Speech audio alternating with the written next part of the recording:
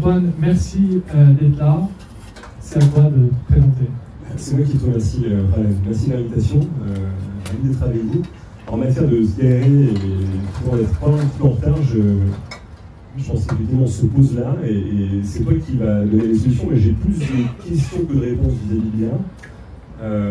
On en fait aujourd'hui un levier stratégique, c'est assez récent, on est passé par une phase de sensibilisation, on est passé par une charte, on a un petit peu accompagné ces 2 dernières années, et je pense qu'on est à un tournant cette année en termes d'appropriation des outils par nos salariés. On a un groupe, un grand groupe, et on a un groupe d'une certaine taille, on a 2000 collaborateurs à l'international, on est 250 ici au siège, à Annecy.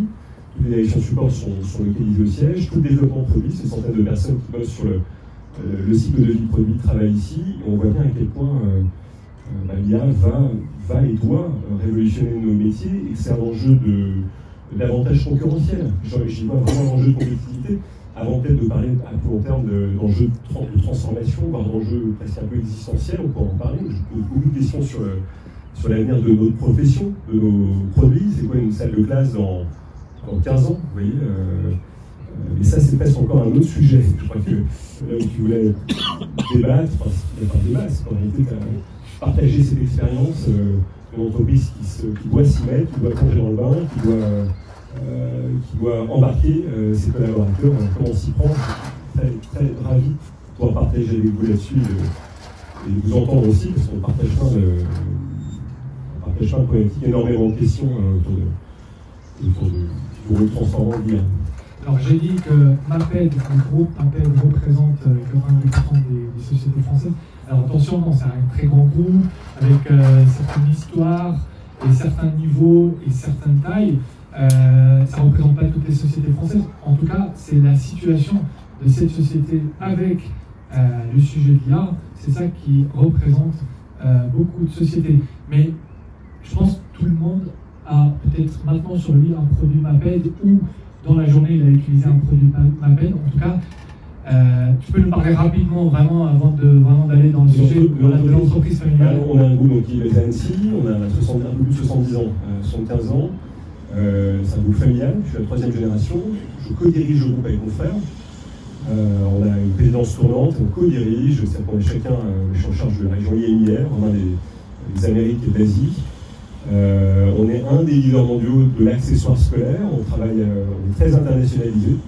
On fait la moitié de nos chiffres en dehors de l'Europe, et la France représente un quart de nos chiffres aujourd'hui.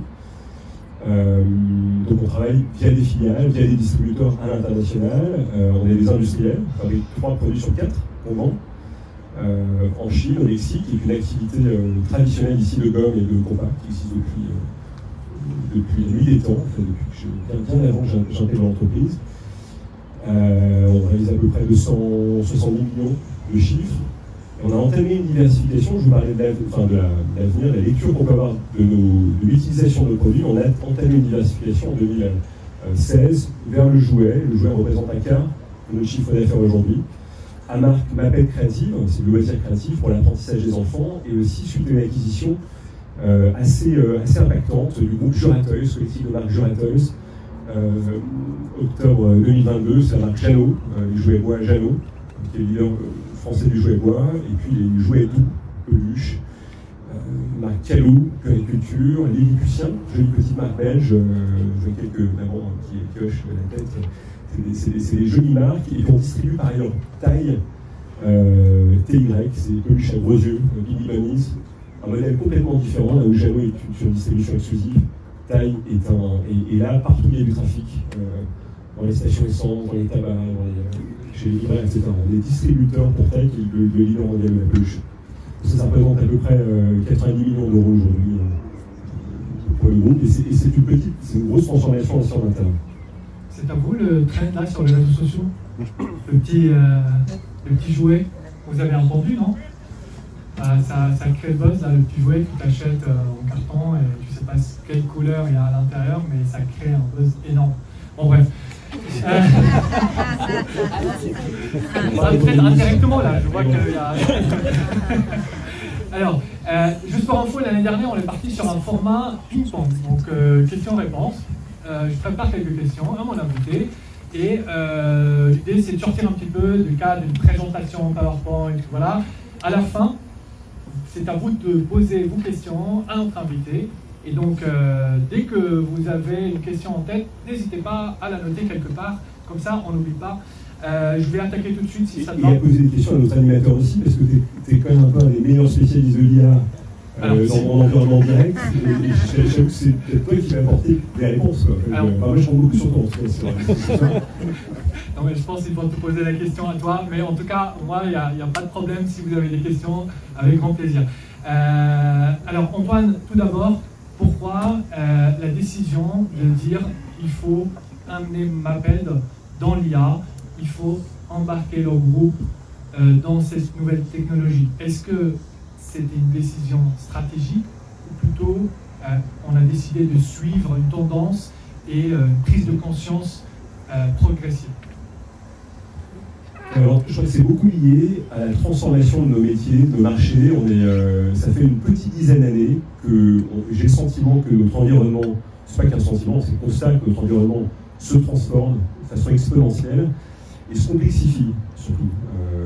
Nos marchés sont plus exigeants, l'environnement concurrentiel est beaucoup plus tendu, ça nous oblige à démultiplier nos offres pour faire la même chose, à peu près pour faire le même chiffre, il faut faire plus de produits, plus segmenter les gammes, il faut se diversifier. J'ai évoqué un peu avec le jouet, on fait aussi des gourdes, des lunchbox, on fait tous les produits nomades qui accompagnent l'enfant. En fait, on fait tous les produits que l'enfant est susceptible d'utiliser sur ces différents terrains de jeu au fil de sa croissance, c'est ça notre mission. Mais on a un chiffre aujourd'hui qui est quasiment stable depuis quelques années au niveau de nos activités historiques, en tout cas Maped. Et il faut se plier en quatre pour faire le même chiffre, si vous voulez. On affronte un environnement international qui est très complexe, on vend dans 130 pays, on a 3 sites de prod, chaque site peut vendre à chaque pays, un assortiment d'environ 7 à 8 000 références. Donc ça crée une complexité qui est forte, qui est liée à l'environnement international. Les devises, par exemple, on produit en cours humain, un très gros site en Chine qui achète en yuan, qui facture les filiales en dollars. Les filiales facturent dans les monnaies locales. On fait un terme de chiffre en Amérique latine, par exemple, donc le réal brésilien, le peso mexicain. Donc ils achètent en dollars, ils libellent en peso mexicain, et derrière on consolide en euros. Vous voyez, le groupe est un groupe français qui consolide en euros. Donc rien que la dimension de devise de cette organisation internationale, elle est excessivement complexe. Un DAF, il lui faut 2 ans pour vraiment s'approprier cette dimension. Un nouveau DAF, un petit peu que ça. Mais voilà, l'environnement douanier, le transport international, vous avez tous en tête ce qui se passe du côté du canal de Suez, de Baltimore. Donc on affronte une complexité qui est très forte et on n'a pas des moyens extensibles pour affronter cette complexité. En fait, notre chiffre de profitabilité, elle n'explose pas, on est rentable, mais on n'est pas sur-rentable. Et on est très très précautionneux du bas de ligne, on est très attentif à l'évolution de nos coûts. Et donc, voilà, on a une masse salariale, on est 240 ici au siège, on va faire le même travail, on va faire beaucoup plus avec le nombre de personnes qu'on a. Donc on s'est engagé sur l'amélioration continue depuis de nombreuses années maintenant. Je crois que c'est quelque chose maintenant qui est dans le réflexe de nos collaborateurs, de repenser leurs pratiques. Et mon sentiment, c'est qu'il y a, à ce titre-là, doit amener ces gains de productivité dont on a besoin pour absorber cette complexité. On va en parler, mais cette complexité, elle est à tous les niveaux, l'administration des ventes, la supply, on a parlé de l'offre, le service marketing, R&D, et voilà, et je crois beaucoup à ça. Et peut-être pour terminer, il suffit d'entendre les sachants, les gens qui développent des visions par rapport à ça. Je pensais en t'écoutant l'autre jour, je pensais à Bill Gates qui répondait à une interview, je crois que c'est Jimmy Fallon, journaliste de NBC, et Bill Gates disait, j'essaie dans des mots extrêmement simples, il disait la plupart des professeurs et des médecins vont disparaître, et de façon générale, les humains ne seront plus nécessaires pour la plupart, for most things. Human won't be needed for most things à 10 ans. Ça, c'est pour aller à la plage, c'est pas indispensable. Non, ensuite, le rôle de l'humain, quand on peut automatiser des choses chez nous, je crois beaucoup. On veut augmenter notre compétitivité, on veut qu'à masse, à ressources constantes, on décuple notre compétitivité. Je crois que c'est ça l'enjeu.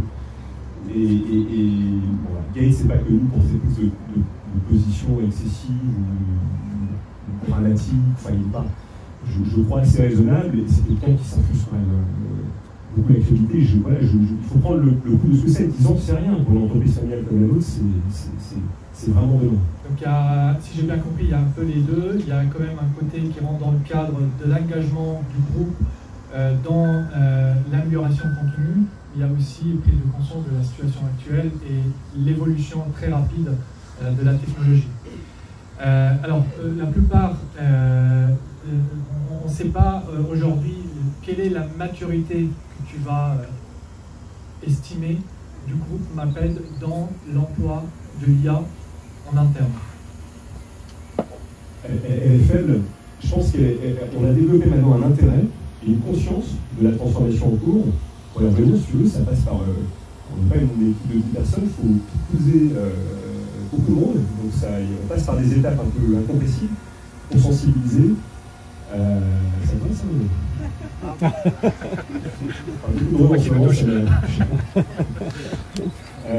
pour sensibiliser, pour charter aussi l'usage de l'IA. Je ne vais pas te balancer des infos hyper sur la confidentialité. Question éthique aussi autour de l'IA. Donc on est passé par un certain nombre d'étapes incompressibles et je pense qu'il y a une sensibilité maintenant, une sensibilisation de nos salariés. Mais l'usage reste très faible. Quand on a discuté un petit peu il y a quelques semaines, tu m'as dit que vous avez recruté un consultant pour commencer à réfléchir et est-ce que tu peux nous dire un peu plus quel était concrètement le résultat de cette toute première étape avec l'état du lieu fait par le consultant? Alors, je n'ai pas le plaisir de te connaître déjà à l'époque, donc on s'est orienté vers une autre crèmerie qui s'appelle Kelly. En fait, à la base, on faisait intervenir son dirigeant, qui est un type assez visionnaire, qui est intervenu lors d'un COMEX. On réunit nos 10 patrons des principales filiales et les 10 directeurs groupes. Et il est intervenu, il était très... c'est quelqu'un qui bosse sur la mise en place d'IA, métier, au sein des entreprises, donc il ne plane pas des attitudes dément, c'est quelqu'un qui est au service des besoins métiers. Il nous a pas mal convaincus, donc avec lui, on a travaillé sur déjà une charte pour définir le cadre d'utilisation de l'IA, notamment sur les questions de confidentialité des données à usage interne. On a travaillé sur des prompts assez vite, on a voulu mettre à disposition des salariés des prompts, une bibliothèque de prompts, elle est accessible sur intranet, et sans régie d'ailleurs, c'est une espèce d'open source, chacun peut venir mettre des prompts et c'est assez sympa la dynamique que ça a enclenché.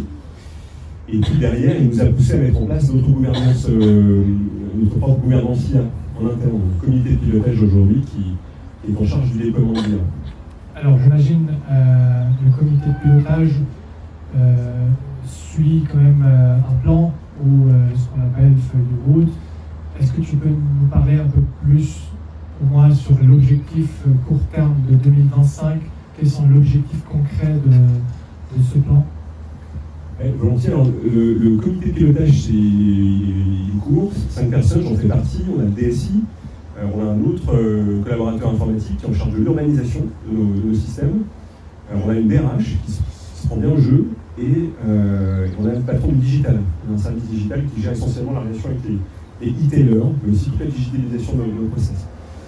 Et donc, la roadmap à court terme, si tu veux, déjà, c'est une roadmap qui est basée plus sur la bonne volonté de nos collaborateurs. On n'est pas ils ne sont pas objectivés sur du quanti.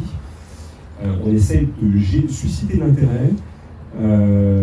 L'objectif, c'est d'aller chercher 100% d'appropriation des outils bureautiques, typiquement environnement Microsoft 365. Donc pour ça, on a mis en place une petite galaxie de key users, les gens qui ont en octroi une licence Copilot Pro. Donc ça coûte 30 € par mois, quelque chose comme ça. Et dans chaque métier représenté, et au sein de leur service, ils doivent être des ambassadeurs des best practices. Donc ils répondent aux questions, c'est le key user en fait. Et ils travaillent avec l'IT pour trouver des solutions métiers. Et ils doivent assister les services dans un autre objectif, qui est celui d'avoir un cas d'usage par service d'ici 2025 qui est résolu par l'IA. Voilà, chaque service doit collectivement, j'ai l'impression que c'est ça, collectivement identifier des pain points et en résoudre un collectivement grâce à un outil IA et aidé par le key user. Je crois qu'on a 25 key users. Et c'est des gens qui se prennent le jeu, qui ont une appétence un peu spontanée pour ça, et qui jouent ce rôle d'ambassadeur dans les services. C'est pas des nouveaux employés, c'est des gens, c'est des parties de l'équipe en fait, c'est des gens qui se portaient volontaires peut-être. Oui, tout à fait. Ils font partie des équipes. C'est même plutôt des personnes expérimentées parce qu'ils connaissent bien généralement le système, de bonne connaissance de l'ERP. On est sous SAP. On est sous SAP pour ce qui est de l'ERP. On travaille avec le BPC pour toute la partie supply, budget forecast. On travaille avec PO, on a des bases de données produits, etc. Donc on cherche à avoir des key users qui sont aussi rompus qui travaillent aussi sur les principaux outils IT. C'est un peu les geeks dans l'équipe qui prennent ce nouveau rôle key user, qui vont aussi aider les autres à définir les cas pratiques et appliquer d'ici fin 2025. Exactement. Alors, concret, tu peux nous donner un exemple d'un cas pratique de quelqu'un? Alors là, déjà, on les joint, c'est pour ça, voilà, je peux peut-être, parce qu'il y a déjà quelques exemples de cas pratiques dans les services bureautiques, comme ça parle à moi et parle à tout le monde, c'est pas, voilà, ce ne sera pas compliqué. Et un autre, parce que je pense, moi j'imagine un petit peu, vous avez quand même une partie importante sur tout ce qui est développement de produits et création. Donc est-ce qu'il y a, tu peux nous donner deux exemples, bureautique et création, développement de produits? Alors, dans la bureautique, les usagers, vraiment sur lesquels on va vite et qui, à mon avis, créent de l'efficience à court terme, c'est beaucoup la donnée produit. Je donne un exemple, on a des clients qui sous-traitent beaucoup de charges à leurs fournisseurs. Pour travailler avec la grande distribution, je pense que ça fait partie du jeu. Et notamment, on passe des jours, des semaines à remplir des bases de données produits. Et chaque client a son propre template. Et ça peut être de la donnée pour des assortiments produits, les 150 nouvelles rêves listées chez Carrefour à la rentrée 2025. Ou ça peut être des données RSE, typiquement, on a beaucoup de demandes aussi pour des données RSE. Et un usage qui a été développé, c'est intéressant, par un studio créatif, et qui est un pur usage bureautique, qui l'ont fait au profit de notre AD Défense, notre administration des Grands de France. Ce que je trouve assez cool, en fait, c'est cette idée que les experts travaillent transversalement pour d'autres métiers d'entreprise. C'est qu'ils sont venus créer une espèce de macro qui permet de ventiler un tableau de Gencode. Vous avez des Gencode en ligne, vous avez des champs en colonne, et vous venez importer depuis notre plateforme DAM. Vous avez en tête DAM, c'est tout le contenu visuel de nos produits. C'est Data Asset Management, non, c'est ça, Data Asset Management, enfin c'est tout l'actif visuel de nos produits. C'est les produits, mais c'est photo de face, la photo de 3/4, la photo du pack, la photo des accessoires rendus avec, la photo du mode d'emploi, 2-3 vidéos. Vous voyez, enfin, bon, Amazon aujourd'hui c'est 12 champs photos, 3-4 champs vidéo, donc voilà. Et donc là on vient chercher sous Binder, qui est notre outil de DAM, de plateforme DAM, l'ensemble des visuels qu'on vient rattacher comme une recherche verticale sous Excel, qu'on vient rattacher à chaque Gencode. Voilà. Et ça, c'est un truc de fou, ça fait 10 ans, moi on me dit c'est ultra chronophage, c'est un gros ETP ou un ETP mis à l'ADV, et ben quasiment en imprompte, on est capable aujourd'hui de faire ça, et on vient compléter cette information visuelle par des infos plus techniques, qui viennent cette fois de notre base de données technique qui s'appelle Odros. Et donc là on vient puiser en Odros de la même manière, on fait le lien entre les données Odros, de poids, de dimension, de code douanier, que sais-je. Enfin, parfois vous avez 120, 150 champs en colonne, face à chaque Gencode, et donc voilà, on automatise typiquement ces requêtes, ces demandes de données produits de la part de nos clients. Ça, c'est, enfin, voilà, j'y vois là une utilisation à très court terme, très facile à mettre en œuvre, si tant est que tes données, évidemment, soient ordonnées. Il faut faire la gestion des données produits. C'est le point de départ. Très bien. Alors, tu posais la question, pardon, des services créatifs oui, aussi. Oui, c'est ça, sur la partie création et développement de produits. Et là, j'ai que le taux d'adoption chez nous est beaucoup plus élevé aujourd'hui. On a des équipes, on a 2 pôles créatifs, on a un studio graphique qui fait tout le contenu illustratif des produits, pack, sur support de com, parfois les produits eux-mêmes. Dans le jouet, typiquement, tu vas développer les modes d'emploi, les créas, un type d'origami, par exemple, si tu as 12 origami, c'est le studio qui développe les visuels. Ils utilisent beaucoup l'IA maintenant depuis 2 ans à peu près, beaucoup Midjourney à date. Et ils l'utilisent soit pour de la créa en interne, qui vont venir mixer avec du Photoshop, enfin la suite Adobe, c'est Firefly, Adobe Firefly, donc, parce que Adobe inclut dans ses outils maintenant de l'IA. Et typiquement, ils vont prompter sur Midjourney tout un ensemble de demandes. Par exemple, si on a un lunchbox, ils vont mettre un lunchbox nu, tu mets des falafels dedans, par exemple, pour en faire une créa A4 à destination, je sais pas, des cantines. Et puis tu peux ensuite finaliser le travail sous Photoshop, mais tu grilles énormément d'étapes de créa en passant par Midjourney en l'occurrence. Firefly derrière permet de faire des choses plus léchées qui soient compatibles avec nos die cuts, avec nos fichiers mères. C'est ça, sur des usages très pratico-pratiques, où c'est de la pige, donc studio graphique sur l'illustratif, et le design pour toute la conception 3D. Le designer travaille là encore sur une approche un peu plus prospective, c'est-à-dire aller chercher des trucs un peu déments pour réinventer un produit, un design sur des pistes que tu n'aurais pas forcément générées toi, de ta propre volonté. Cette IA permet quand même d'aller, pas trop se faire, mais discuter, casser les codes parfois, et permet de faire avancer la réflexion. En fait, j'ai discuté avec plusieurs graphistes et des gens qui travaillent sur la créa, sur l'impact de l'IA et des outils IA dans le métier. Et en fait, mon conclusion, c'était en fait, l'IA, il n'est pas plus créatif que nous. On reste les plus créatifs. Je pense qu'on restera toujours les plus créatifs. Le point, en fait, vraiment intéressant, c'est que notre niveau de créativité, il n'est pas stable. Il est impacté par plein de choses. Ça commence par mon café, le goût de mon café le matin, jusqu'à tout ce qui va se passer dans la journée. Et en fait, je ne serai pas au même niveau de créativité tous les jours. Alors, la machine ou l'IA gardera ce niveau de créativité tout le temps. Et donc, il y a ce point que j'ai senti, il y a une vraie différence dans la partie création. Et deuxième point, c'est que, en fait, on est des fois cloisonné par certaines idées et influencé par des discussions juste avant de travailler sur un projet dans la créativité. Alors l'IA, ceux qui sont le plus contents, c'est effectivement de sortir, comme tu dis, de ces règles que tu as déjà imposées ou qui est déjà imposé à toi-même, il n'y a personne qui t'a imposé ces règles, et du coup il va sortir avec des nouvelles versions que tu dis, ah oui, c'est étonnant, mais ça passe. J'avais une question sur est-ce que tu as un impact mesurable, mais j'imagine, selon ce que tu dis, déjà l'efficacité, c'est remarquable ce que vous avez gagné en efficacité. Est-ce qu'il y a d'autres choses, d'autres points mesurables sur l'impact? Je n'ai pas la date, parce que ce n'est pas forcément ce qu'on recherche. Je disais, on fait ça sur la base plutôt du volontariat, mais c'est plutôt susciter de l'intérêt et de faire travailler les services collectivement. Je pense vraiment que c'est un peu le principe de la preuve sociale, c'est quand dans un département, tu as quelqu'un qui cartonne, qui aboutit dans ses recherches, dans ses livrables, etc., grâce à des nouvelles solutions techniques, c'est très inspirant. Et moi, je me nourris dans ma conviction par les succès que je vois autour de moi. J'ai besoin de voir pour croire.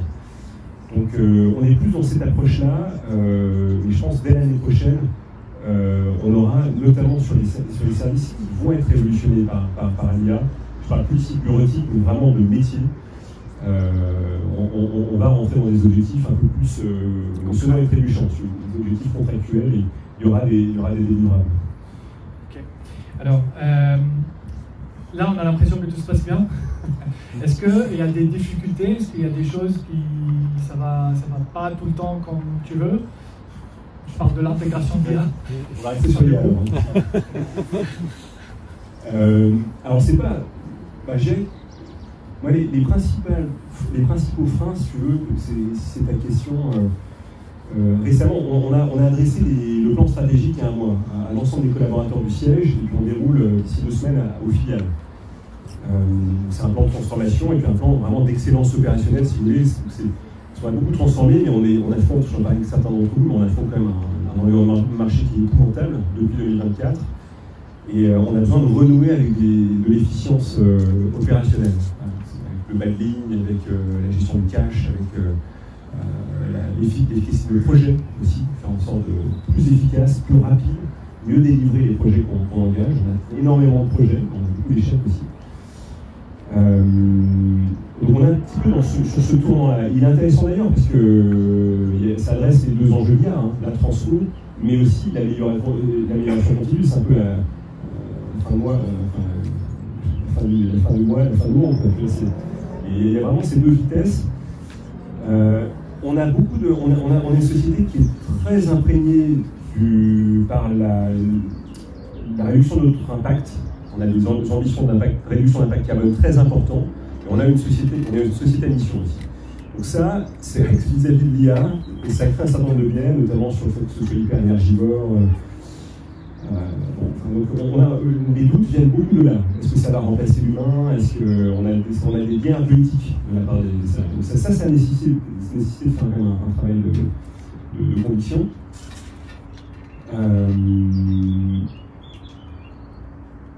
Que dire? Moi, je pense, et c'est là que j'aimerais vraiment t'entendre, c'est ce que je trouve le plus complexe. On a tous en tête, je pense que tous en tête, comment on peut améliorer, automatiser un process. On peut en parler après, parce que je pense que c'est un des gros tournants stratégiques pour nous, un process SNOP. Je ne sais pas si vous avez entendu ce que c'est qu'un process SNOP, Sales and Operation Planning.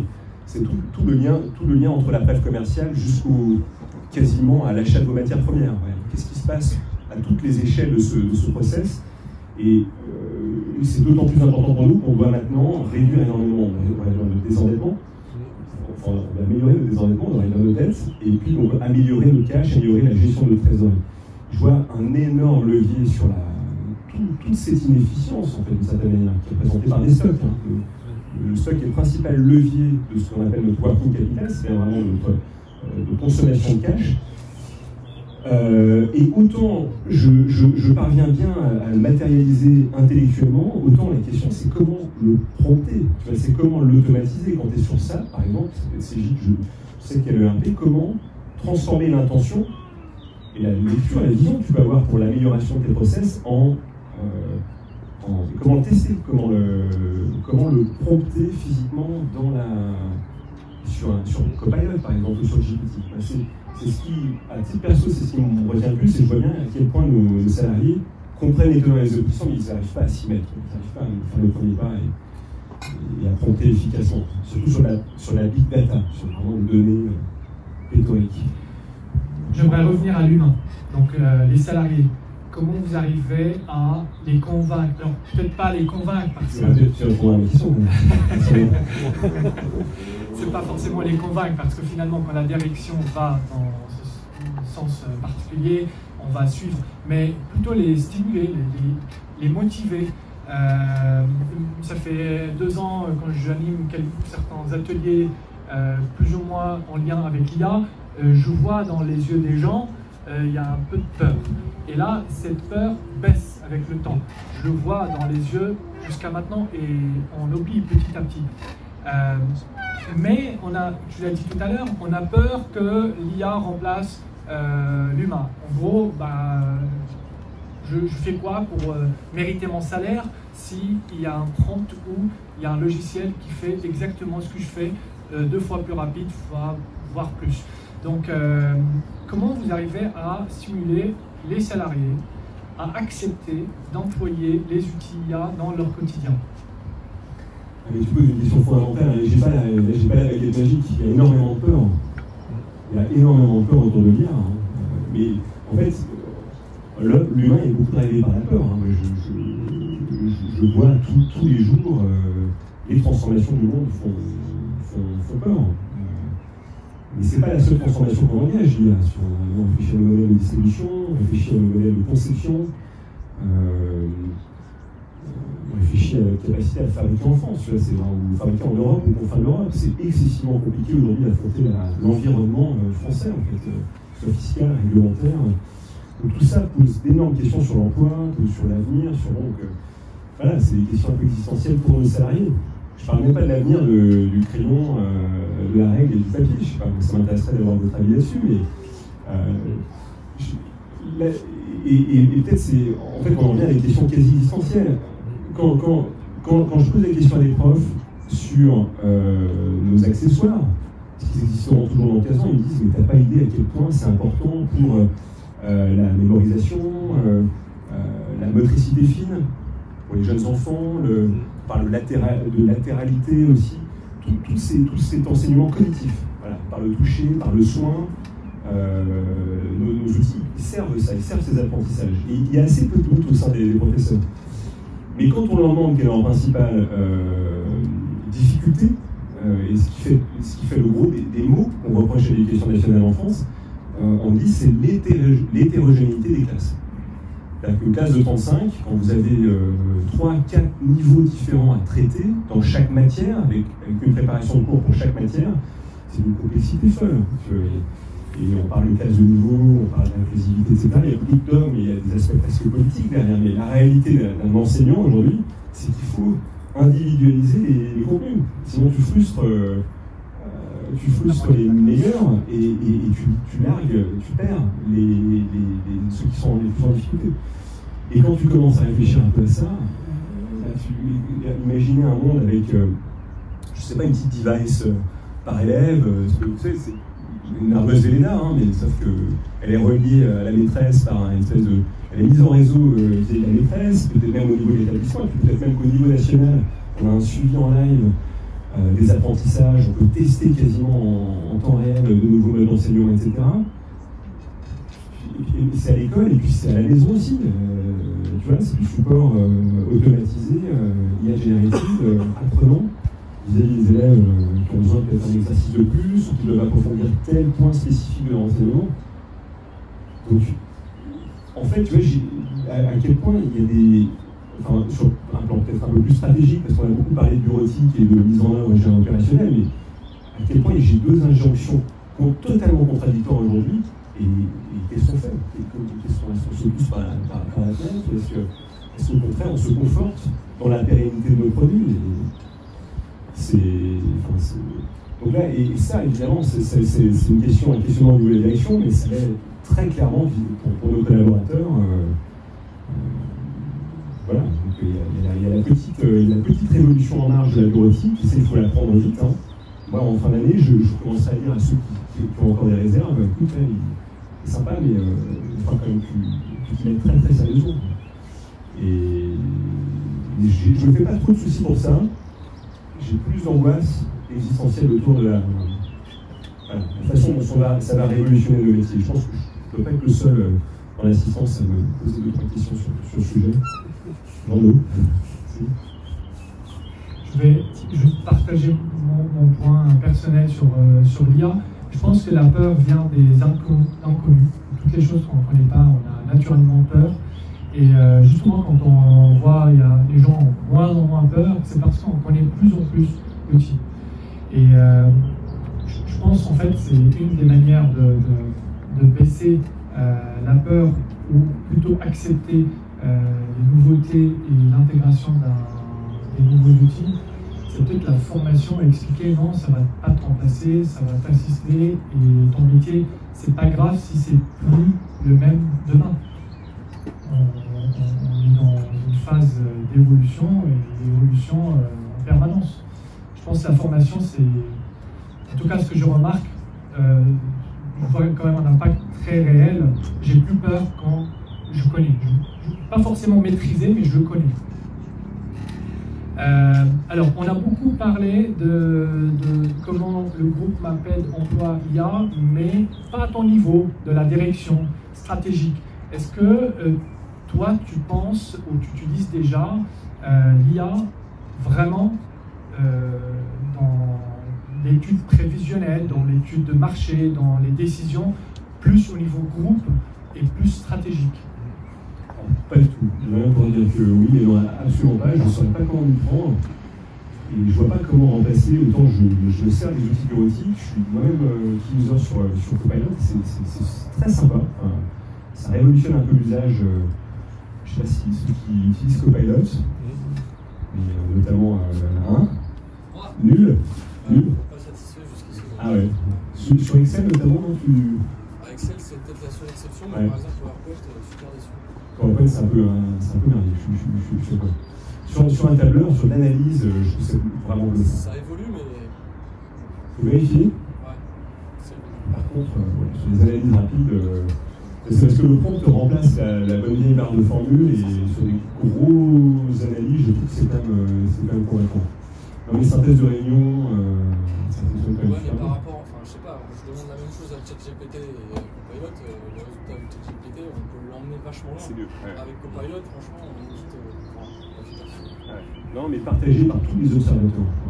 Il a des actions chez OpenAI.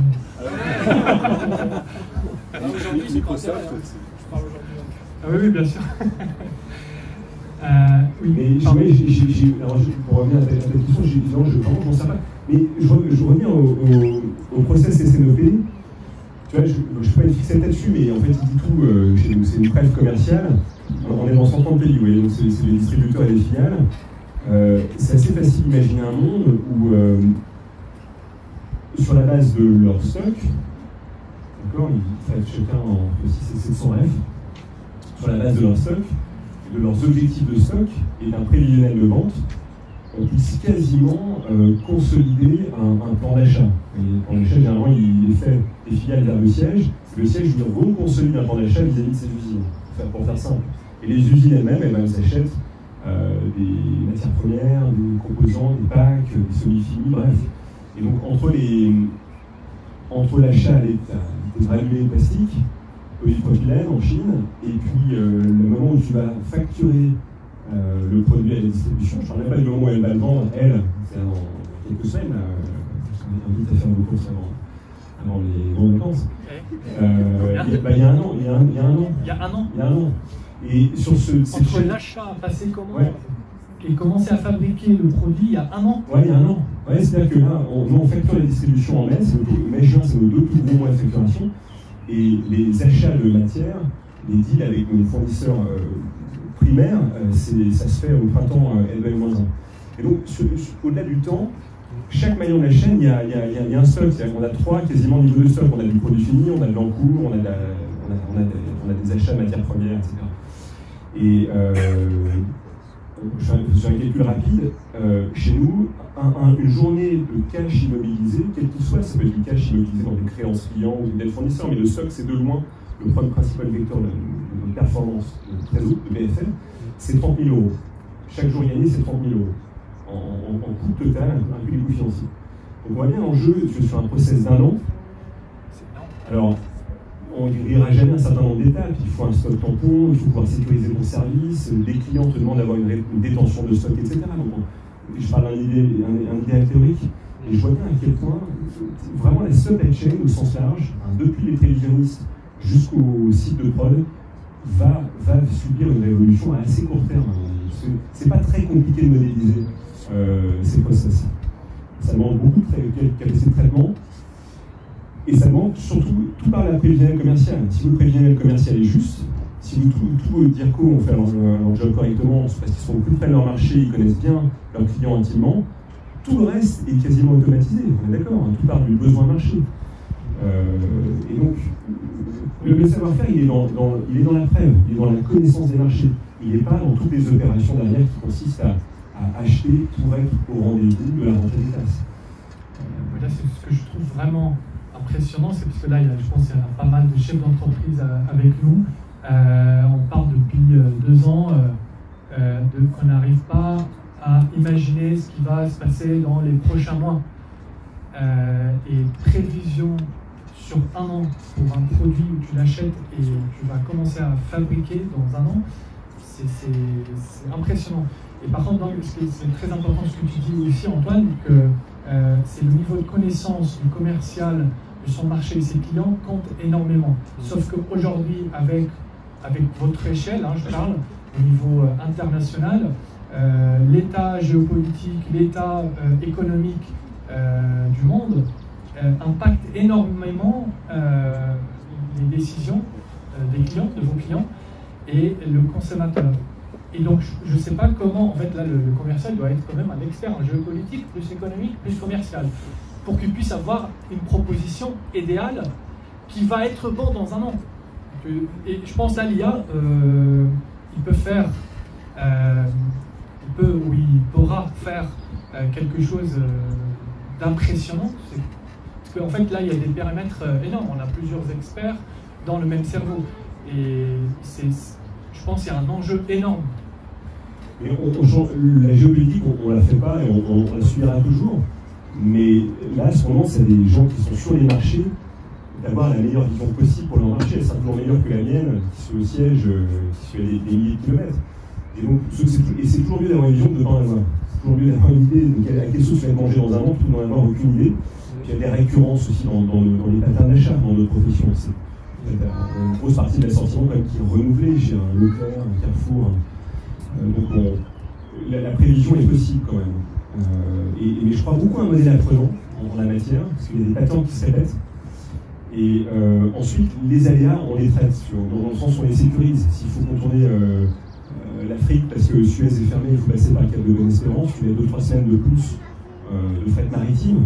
En container. 35 000 € Ah ouais, non, c'est pas 35 000, mais c'est cher encore. Ouais, ça reste un gros enjeu. Mais donc tu prends en fait tu anticipes de 2 semaines, 3 semaines tes achats.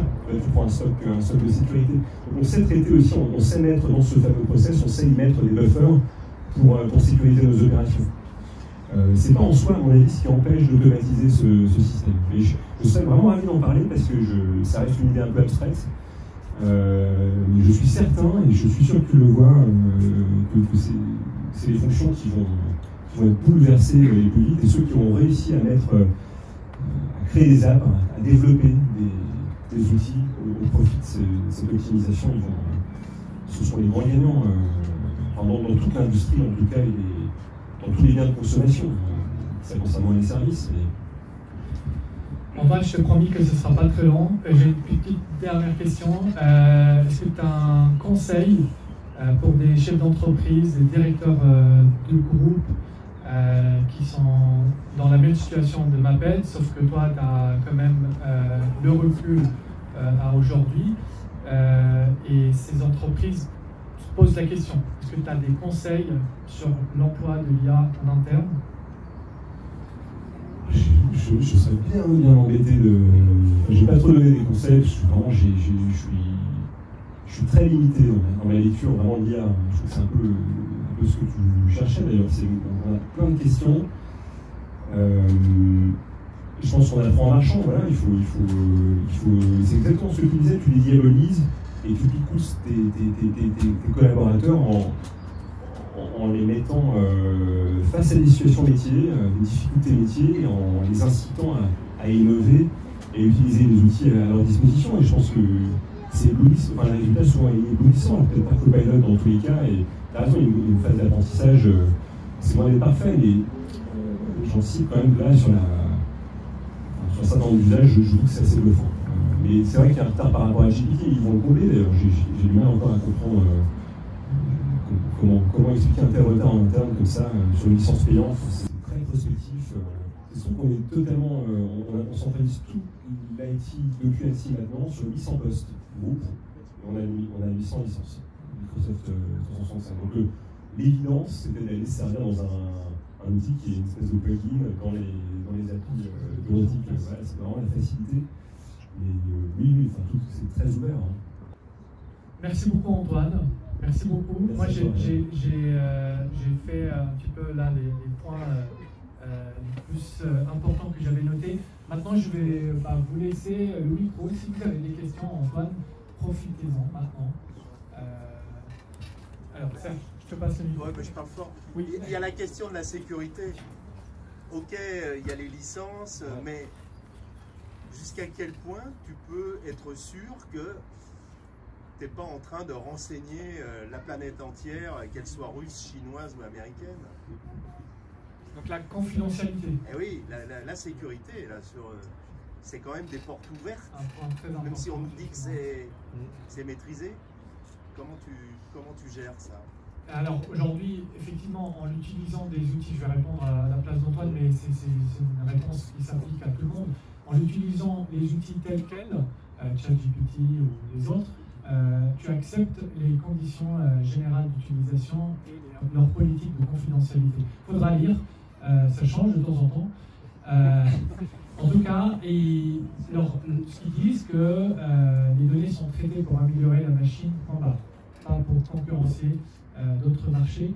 En revanche, il existe des solutions de mettre l'IA en place en interne sur des serveurs gérés en interne, en local, qui vont te permettre d'avoir la main et maîtriser à 100% tes données.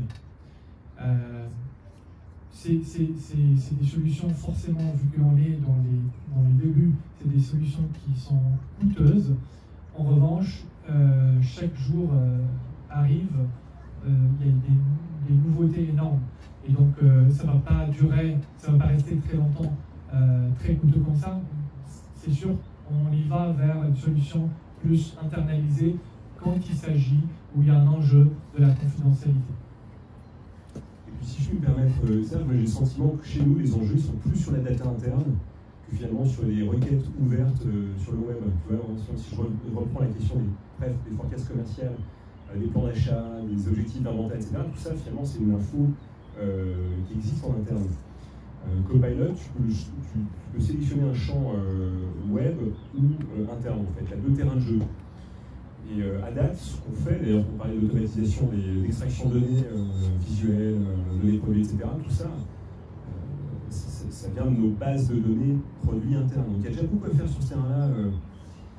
Pour autant, la question elle a été très vite posée, et ce qui a expliqué qu'on a mis plusieurs mois avant vraiment de laisser la main aux salariés.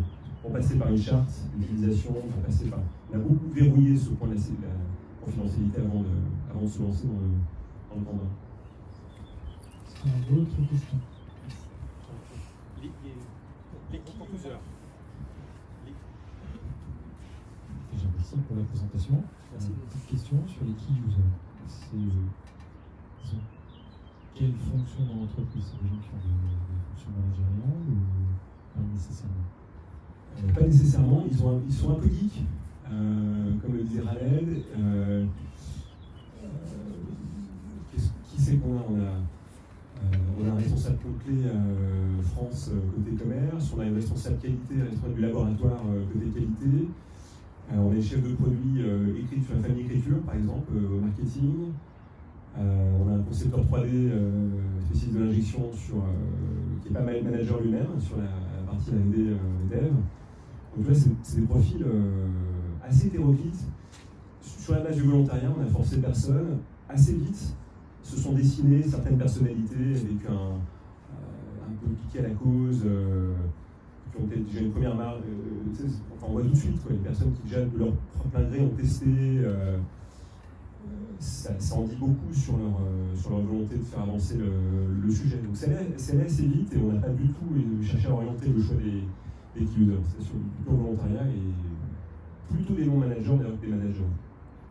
Ce qui est pas mal, parce que ça permet de faire un tandem dans la résolution de pain points liés au métier, ce qui est un des attendus de 2025, ça permet d'avoir un tandem quand même qui repose sur le management plus un opérationnel. En termes d'acceptabilité, c'est pas mal. Jean-Noël ? Merci pour votre intervention. J'aurais deux questions. La première, on a parlé de confidentialité.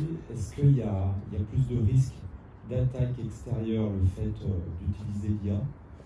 Et la deuxième, tes produits sont développés dans la région, avec autant de pays que tu délivres, 130 pays, avec des cultures différentes. C'est quand même très lié, je pense, à la mode pour acheter ces produits-là.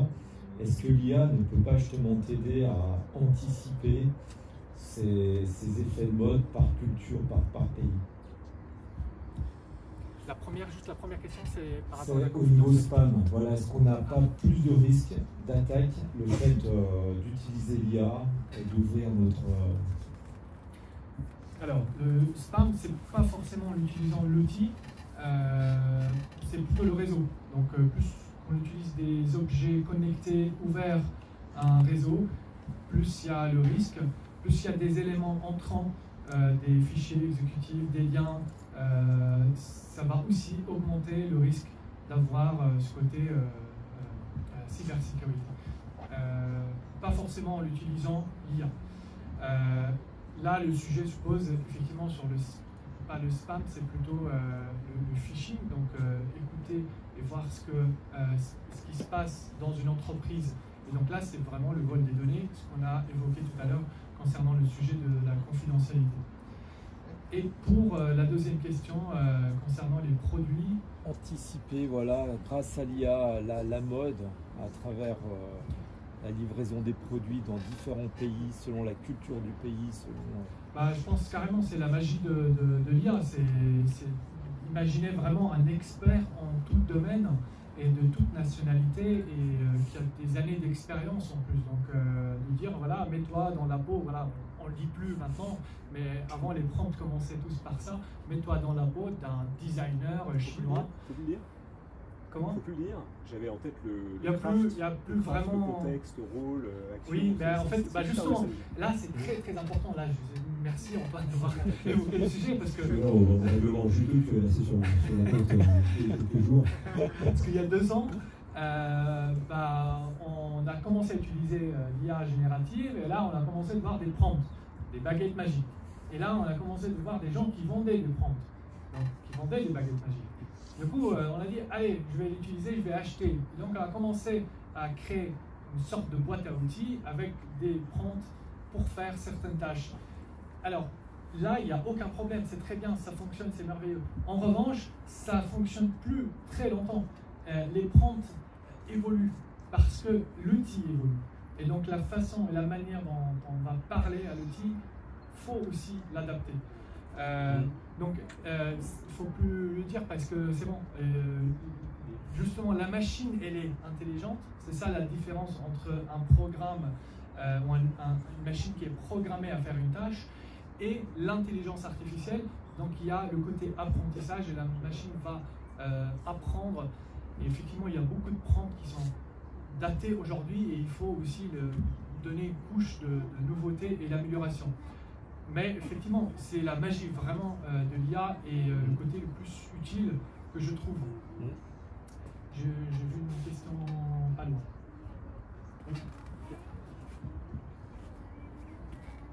Déjà, merci à vous deux parce que ça nous rappelle à quel point c'est important de se mettre à l'IA et à quel point on est en retard et qu'on fait partie des 90% de l'entreprise. Donc moi, je suis dirigeant d'une PME. A priori, je suis convaincu de l'intérêt de l'IA.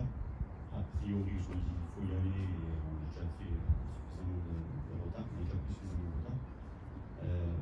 Mon interrogation, nous on a une double activité service et vente en ligne, c'est en fait comment on identifie dans tous les métiers d'entreprise à quel niveau l'IA peut amener des nouvelles choses, des nouvelles idées, de l'amélioration des process, va intéresser les gens. Comment on fait en fait? Moi je suis convaincu c'est bien pour mon entreprise. Comment j'embarque les gens, comment je leur dis, parce que moi je suis incapable de lui dire à ma prod, l'IA va t'aider à faire ça, etc. Je ne sais pas, en fait, je n'ai pas la connaissance. Est-ce qu'on se tourne vers des gens de l'extérieur? Est-ce qu'on laisse les collaborateurs tester eux-mêmes dans un cadre très large? Comment toi tu as fait en fait, une fois que tu as pris la décision, comment tu as lancé le truc? Sincèrement, je me pose exactement la même question. C'est que voilà, c'est autant de problématiques qu'il y a de métier. L'IA en soi, c'est une application complexe, mais c'est comment, dans le transport, par exemple, on a des coûts de transport qui sont très élevés, qui sont liés à l'environnement aussi international, mais on pourrait beaucoup mieux optimiser, à mon avis, notre transport sur la chambre, le transport international. Je suis certain que l'IA peut y répondre, mais je n'ai pas du tout la clé. Et qui va amener ces solutions? Est-ce que c'est un expert métier d'ailleurs, ou est-ce que c'est un expert IT? C'est une bonne question pour elle. Pour moi, il faudrait presque autant de consultants IA qu'il y a de métiers. J'ai vraiment cette même question et je me dis comment être aussi pratico-pratique que possible dans la façon dont on accompagne nos collaborateurs. En gestion de production aussi, il y a d'énormes sujets, la rationalisation de nos parcs machines, de l'accélération de temps de cycle, etc. Enfin, c'est des choses en tant qu'industriel, j'imagine un monde d'amélioration. Mais il faut d'abord le conceptualiser, enfin, il faut pouvoir, je sais pas, le vulgariser pour un moment le rentrer dans un espèce d'algo. Donc, enfin, je disais, j'ai pas vraiment de réponse, mais je suis en recherche de réponse. Ça doit fonctionner. Ça coupe des fois parce qu'il y a Noah qui passe devant.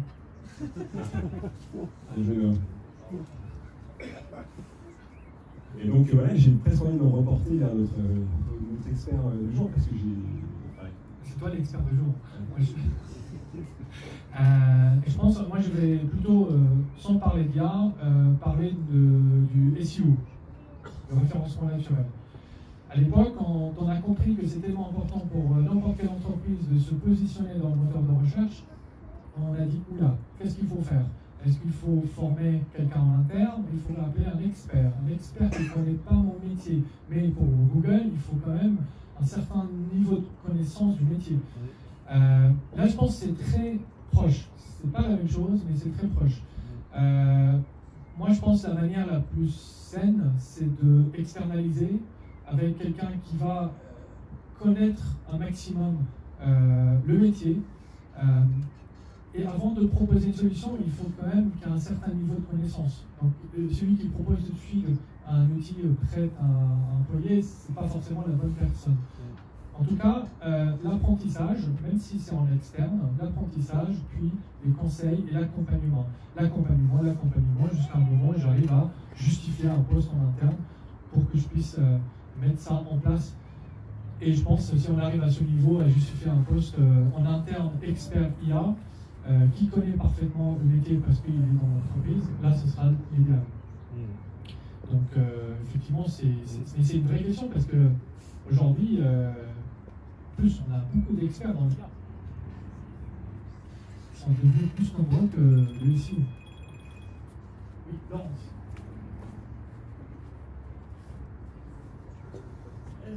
Sur les solutions qui sont utilisées, j'entendais parler de Copilot.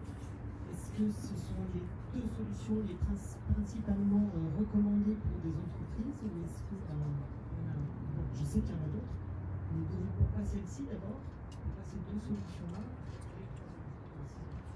Pourquoi ces trois solutions-là, alors qu'il en existe énormément sur le marché qui se développent, des conseils, des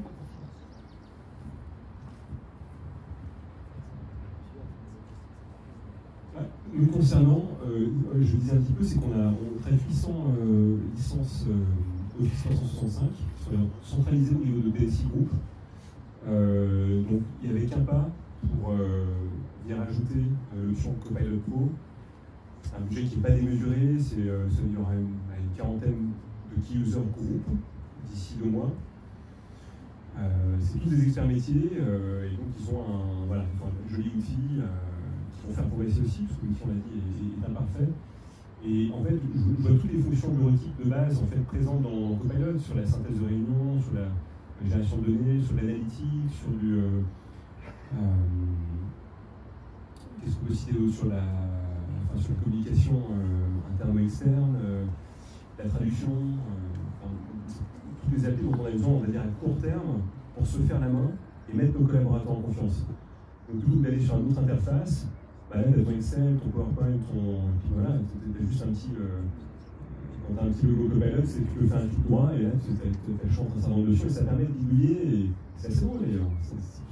Réinvente en fait un environnement bureautique qui t'est familier, mais ça fait, je sais pas, il y a 1000 temps que je bosse sur Excel ou sur...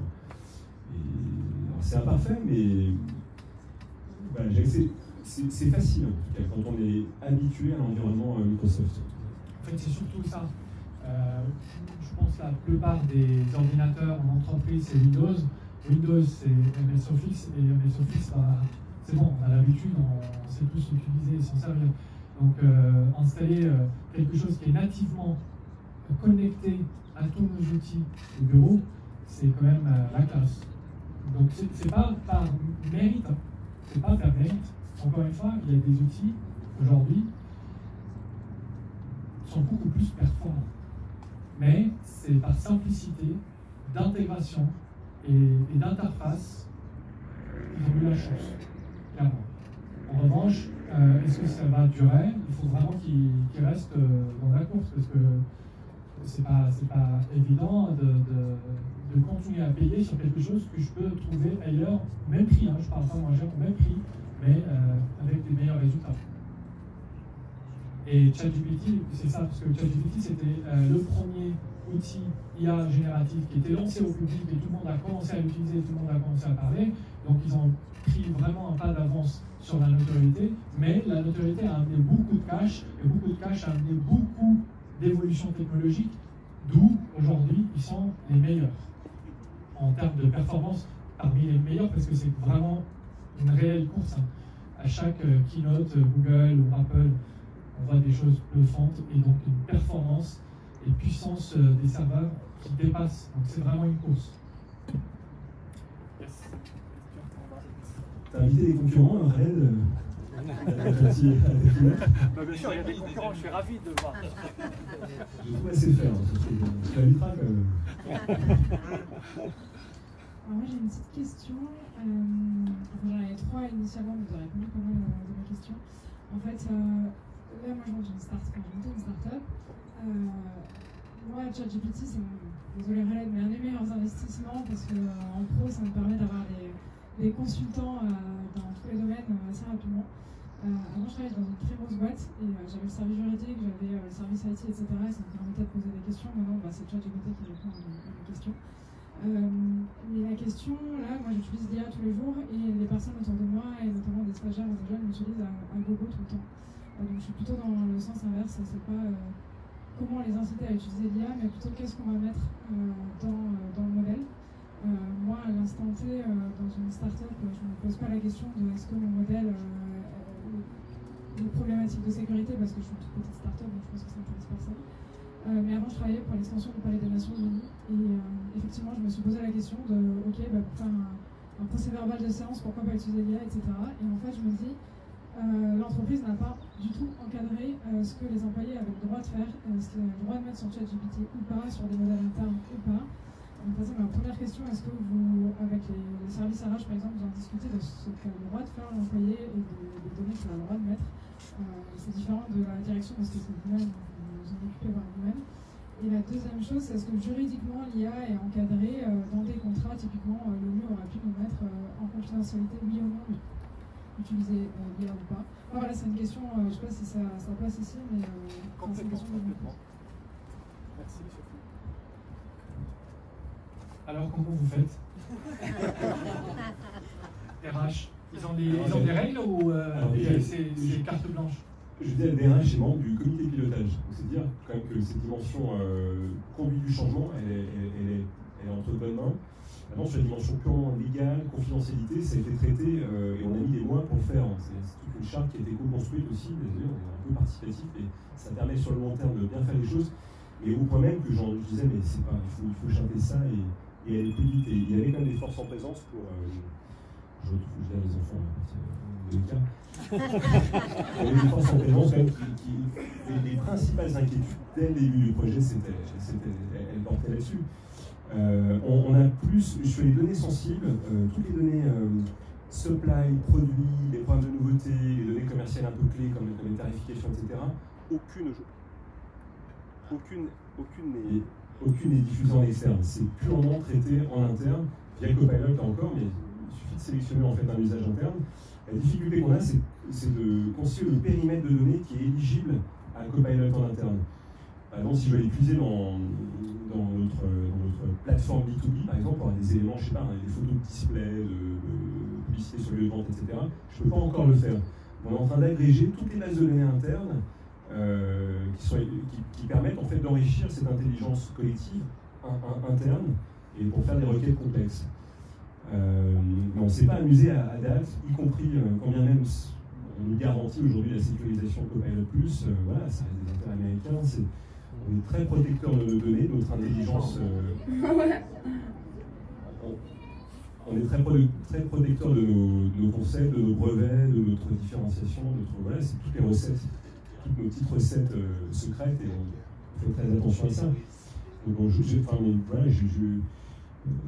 mais c'est vrai que par contre, je fais relire les contrats sur la version web de Copilot. Je m'en sers comme assistant juridique. De la même manière, on n'a pas de juriste en interne, On a des avocats sur des points un peu spécialisés, mais sur du contrat type, contrat commercial, il n'y a même pas photo. C'est incroyable. Je ne sais pas qui ici, je vous souhaite vraiment de faire revenir tous les contrats, mais j'ai pas le temps de faire ça, mais c'est assez extraordinaire. Et donc là-dessus, il y a des risques quand même, il y a des risques de fuite, mais c'est pas de la donnée ultra sensible. Je discute souvent avec des avocats qui utilisent ou certains pas l'IA dans leur quotidien. Je vais partager avec vous un petit peu leur point de vue historique, en fait. Je vais faire un time-lapse depuis le début. Au départ, la plupart, je généralise un petit peu, pas tout le monde, mais la plupart des avocats étaient contre, très très contre, et vraiment contre l'utilisation de n'importe quel chat GPT ou n'importe quel outil IA génératif. Avec le temps, on a commencé à adopter l'outil de plus en plus, parce qu'on voyait la pertinence, on voyait quand même qu'il y a un certain niveau de vérité dans tout ça. Et finalement, un avocat, c'est le garant de l'application de la loi. De toute façon, pour une machine, il n'y a rien de plus simple quand j'ai une loi, ou un texte, pardon, très précis. Il n'y a rien de plus simple. Quand c'est précis, quand c'est détaillé, donc il s'agit de la loi, texte précis et détaillé, c'est très facile à une machine de lire, comprendre et répondre, parce qu'elle ne va pas trop réfléchir. Et là, on ne parle pas beaucoup d'intelligence. Voilà, c'est plus une recherche que d'autres choses. Donc, je vais gagner du temps, ça c'est sûr et certain. En revanche, attention, la machine apprend ce qu'on appelle le deep learning. Le deep learning, c'est on essaye que la machine produise les mêmes résultats que le cerveau humain. Et le cerveau humain, c'est pas une machine learning. La machine learning, c'est en fait quand je lui dis carré, triangle, qu'est-ce qui va arriver après? Bon, il va me dire c'est la suite parce qu'il a compris ce qui s'est passé avant, donc c'est la prédiction. En revanche, nous, notre cerveau, des fois, parce qu'il a plusieurs couches et il a beaucoup d'apprentissage, il va donner une suite qui n'est pas logique. Et l'intelligence artificielle fonctionne de la même manière. Ce qui ne va pas avec la loi. Parce que la loi, c'est précis, c'est du texte, il faut l'appliquer tel quel. Et donc c'est pour ça aujourd'hui, quand on teste l'outil en utilisant des articles de la loi ou donner son avis, voilà, il y a une forte chance qu'il donne une bonne réponse. Mais ça n'empêche pas qu'il faut forcément revérifier et c'est pas garant à 100% parce que effectivement c'est pas le résultat qui est tout le temps fiable et c'est les paroles des là c'est mélangé, hein, c'est mon avis technique plus les paroles des avocats. Mais c'est une question très très pertinente effectivement. En parlant de juridique, je fais revoir des contrats commerciaux simples, mais je m'adresse aussi à Laurence, une copine Laurence qui est en train de. Elle est là. Ouais. J'ai incognito sur des problématiques de droit social un peu impactantes. Il est évident qu'on s'adresse à un avocat ou qu'on voit de la distribution. À un moment, quand les enjeux sont impactants, je m'en remets pas à GPT, mais sur l'assistanat juridique, c'est vraiment le fond. Et c'est dynamique parce que l'outil a accès à la jurisprudence aussi. Donc c'est le droit, comme tu disais, noir sur blanc, mais c'est aussi l'évolution du droit. Une petite dernière question. Oui, pardon, Laurence, c'est elle l'avocate. Effectivement, au niveau juridique, il faut vraiment se méfier parce que là, je l'utilise plus pour une rédactionnelle que je vais forcément après analyser avec mes connaissances. Et quand on essaye d'aller un peu plus loin, pour le moment, l'outil est capable d'inventer des jurisprudences qui n'existent pas. Parce qu'évidemment, quand il y a aussi d'une jurisprudence, je vérifie, elle n'existe pas, ou de sortir une jurisprudence qui est contraire à ce que on veut dire. Donc si on n'est pas habitué à lire les décisions de cour de cassation, pour citer la jurisprudence qui est exactement contraire à ce qu'on vient de dire, donc il faut faire très attention à ça. Et même, je vois bien, j'ai des clients maintenant qui me disent est-ce que vous pouvez vérifier la communication d'entretien préalable, et là on parle de choses basiques, hein. Il manque toujours un petit truc. C'est pas, il manque le lieu de l'entretien. Parce que ça paraît évident que c'est l'entreprise, mais sauf qu'il faut dire. Donc, c'est quand même à manier avec précaution parce que le problème des procédures derrière, c'est forcément impactant au niveau financier.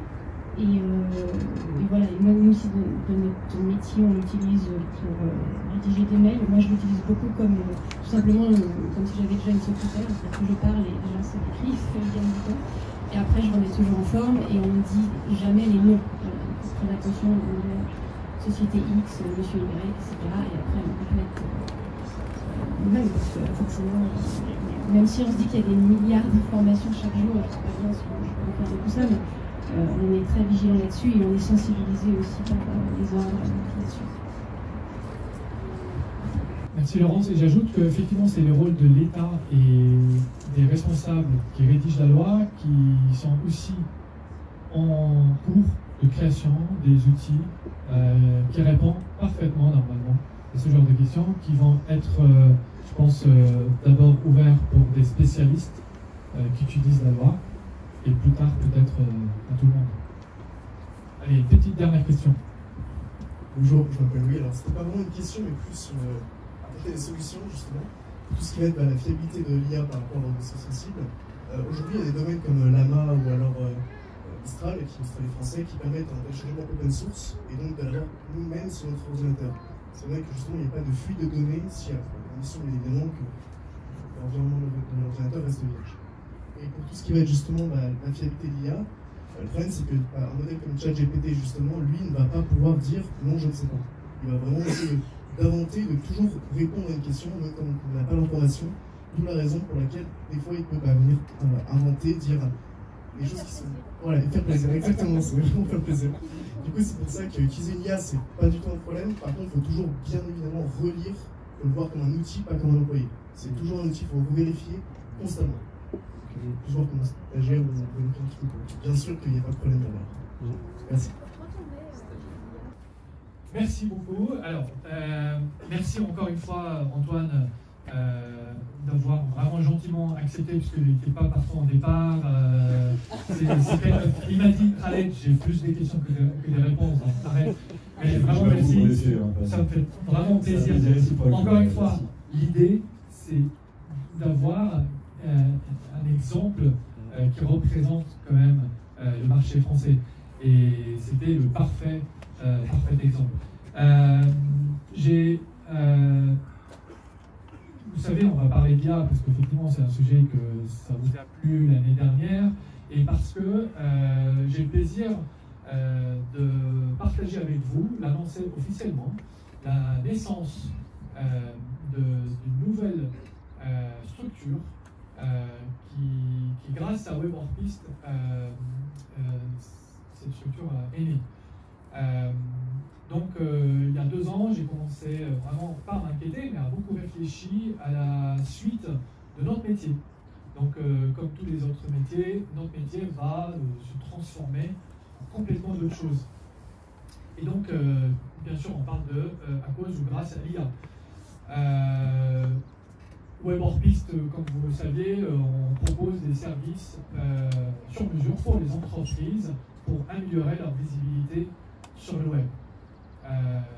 La nouvelle structure va proposer des services sur mesure pour des entreprises qui va être basée sur l'IA. L'objectif de cette proposition ou cette solution, c'est 2 choses. Soit améliorer l'efficacité en interne de l'entreprise, soit créer de la valeur ajoutée pour l'entreprise par rapport à ses concurrents. Et donc se distinguer dans le marché. Donc j'ai le plaisir aujourd'hui de l'annoncer officiellement. On a été gentiment accompagné par un premier client pilote qui a accepté en fait de se porter comme un projet pilote ou test. Et donc depuis maintenant 6 mois, on fait beaucoup d'expérimentation sur le sujet, mais sur des choses concrètes. Donc il s'agit de la personne qui va couper notre soie tout à l'heure. Jean-Hugues, si tu veux venir, s'il te plaît. Donc Jean-Hugues Groscourt, c'est notre caviste sommelier de ce soir. Et gentiment accepté vraiment de mettre à disposition son site e-commerce, parce que Jean-Hugues crée des événements comme aujourd'hui pour les professionnels et les particuliers comme les mariages, mais aussi il a un site e-commerce. Il vend ses vins sur son site. Et donc Jean-Hugues, je te laisse peut-être partager avec tout le monde comment le début de la conversation entre nous. Oui. Comment c'est venu. Bonsoir à tous. Ça marche. Oui. Non. Je sais pas. France Nord. Bonsoir à tous. Voilà. Je suis de retour. Bon, pas facile de passer derrière toi, Antoine. 2000 collaborateurs. Moi, c'est 25 000 bouteilles en stock qui me regardent. Alors évidemment, sont toutes acquises à ma cause. Non, pour faire ça, moi je suis sommelier de profession et j'accompagne effectivement les restaurateurs principalement pour le pro à constituer leur carte des restaurants, également sous forme d'événements, d'initiation de la dégustation, des cours d'onologie, etc. Il s'avère que j'ai un site de vente en ligne. Ça s'appelle paramoursduvin.com. Merci. Et effectivement, ma philosophie, c'était d'essayer d'avoir des vins qu'on ne retrouve pas partout, effectivement, parce qu'on a des gros acteurs dans le coin. Je ne vais pas les citer, on les connaît tous. Donc, moi, c'était vraiment de me différencier avec des vins plus de niche. Et la grosse problématique qu'on a, c'est que sur le web, on a très peu de valeur ajoutée. Enfin, en tout cas, j'en ai très peu, puisque effectivement, dire que je suis sommelier de profession sur la page de la homepage, bon, ça n'a pas beaucoup d'intérêt. Par contre, et c'était ça le problème, c'était comment je pouvais me différencier, comment je pouvais faire adopter certains vins qui ne sont pas forcément connus au plus grand nombre. Et donc c'est ma difficulté du coup d'avoir ce taux de transformation, parce que mine de rien on est là, on discute de j'allais dire de jolies choses, de jolis produits, etc. Mais si le vin n'est pas connu, c'est très difficile. Donc en discutant un petit peu avec Khaled, comme ça, d'une manière complètement informelle, puisqu'on est amis avant de faire du business ensemble, je lui disais mes difficultés sur le web, parce qu'effectivement, on a beau se référencer, si on met vin rouge, Languedoc, je ne suis pas premier. C'est un petit peu compliqué. Il y a beaucoup de problématiques là-dessus. Donc c'est de trouver des petites choses un peu parallèles pour essayer de remonter dans ces lettres. On a commencé déjà un premier travail ensemble. Ça a bien marché avec pas mal d'articles, de choses comme ça. Donc j'ai pu vraiment monter assez haut, notamment sur des thèmes, sur les rosés, je suis premier France, etc. Donc tout le temps accompagné de Khaled, effectivement, et de son équipe. Et la problématique, c'est de se retrouver avec des vins, j'en ai une quantité astronomique sur le site, pas vraiment de valeur ajoutée pour le client, pour l'utilisateur exactement, parce qu'effectivement, par essayer d'être un peu plus friendly dans la présentation, etc., c'est un peu compliqué. Donc je raconte mes difficultés. Et c'est là où moi j'ai plus envie de te poser la question, c'est comment toi t'en es venu à me proposer ça, parce que l'IA c'est très général et j'avais du mal un petit peu à essayer de cercler tout ça. En fait, Jean-Hugues, la problématique c'était la visibilité également. Donc tout le monde cherche du vin, cherche des bouteilles, cherche des domaines en ligne et des cépages. Et donc on a travaillé d'abord sur le référencement. Donc aujourd'hui, vous cherchez meilleur rosé 2024 parce que ça se voit mais pas très vieux. Vous trouvez son site en premier. Vous cherchez du Syrah rouge, meilleur Syrah rouge, vous trouvez son site en premier. Donc on a beaucoup travaillé sur le référencement naturel. Et bon, c'est pas, je ne veux pas balancer des fleurs sur mon équipe, mais ils ont fait un super boulot. On sortait devant les géants. Le vin, c'est pas facile en France quand même. Donc, on a amené du monde sur son site, mais les transformer, c'était une certaine complexité. Surtout pour Jean-Hugues, qui n'est pas commerçant de base, c'est un sommelier, c'est un amateur de passionné de vin. Et donc, quand il va vendre une bouteille, c'est une histoire qu'il doit raconter. C'est des conseils, c'est des recommandations. sauf qu'il ne peut pas être branché 24 heures sur 7 sur son site pour répondre à toutes les questions et conseiller ses utilisateurs en ligne. Donc, c'est là où l'IA, l'idée de s'en servir de l'IA et créer quelque chose 100% sur mesure. En toute simplicité, on voulait transformer Jean-Hugues en sommelier intelligent en ligne. J'ai des limites. Donc, c'était de vraiment le rendre disponible pour tous les utilisateurs en ligne et avoir les mêmes savoir-faire, les mêmes connaissances.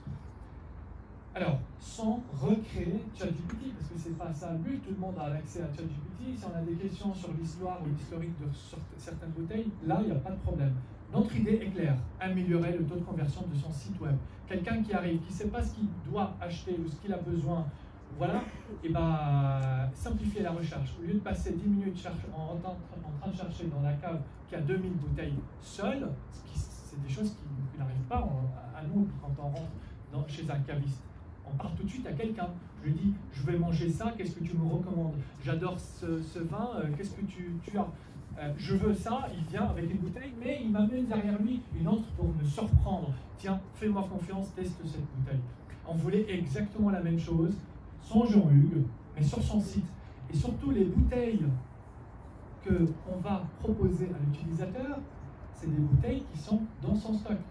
C'est-à-dire, en fait, ça c'est la bouteille que tu cherches, ou ça c'est ce que tu vas aimer, tu cliques et tu l'ajoutes dans le panier directement. Donc là, après effectivement réflexion, l'idée c'est de créer un chatbot intelligent, sur mesure, branché à ces stocks de bouteilles, en ligne, en permanence, qui se met à jour automatiquement, qui a les prix, les remises, les stocks, et toutes les informations de tous les produits. Et donc, attention, la différence par rapport à une recherche, parce qu'il y a une barre de recherche, on peut chercher. Là, je dis vraiment, tu fais comme si tu rentres chez ton caviste. Tu lui dis, je veux manger. Voilà, et puis cumuler un certain nombre d'informations, c'est-à-dire, je mange n'importe quoi, lapin ou pruneau, j'ai 25 € de budget, j'aime le Bourgogne et le Beaujolais, qu'est-ce que tu peux me proposer? Et il va faire 4 propositions à chaque fois. Voilà. Donc c'est aussi pouvoir combiner un petit peu toutes ces données-là. Voilà. Et donc ça peut être très vaste et c'est lié à toute la base de données que je peux avoir. Alors ça peut être sur les cépages, ça peut être effectivement sur les millésimes. Alors le challenge c'était effectivement s'il n'y a pas la bouteille, si la requête n'est pas très juste, parce que voilà, les gens posaient des questions un peu à côté de la plaque. Hein, voilà, et je veux un vin blanc avec, je sais pas, qu'est-ce qu'on mange pas avec le vin blanc?